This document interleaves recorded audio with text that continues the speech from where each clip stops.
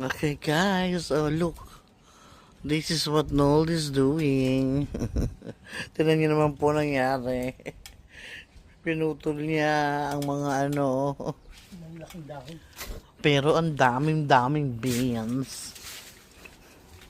Ayan. Oo. Kasi tinanggal yung mga dahon na iba kasi hindi na makita yung beans. Kanya harvestin.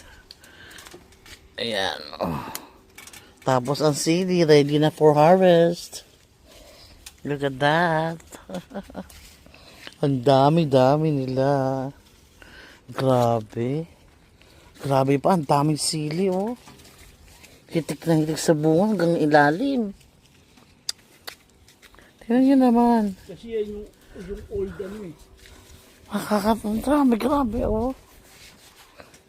Grabe sa isang ano, sa isang ano, ang dami oh.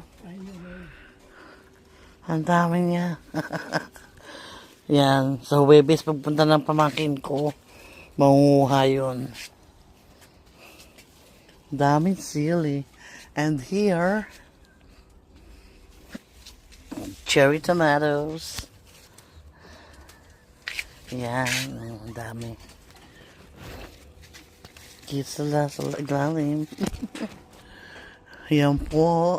At i-flex ko lang ang aking sitaw na lumabas na. Andun pa sa kabila at saka dito. Look at the sitaw. Yan. And everywhere.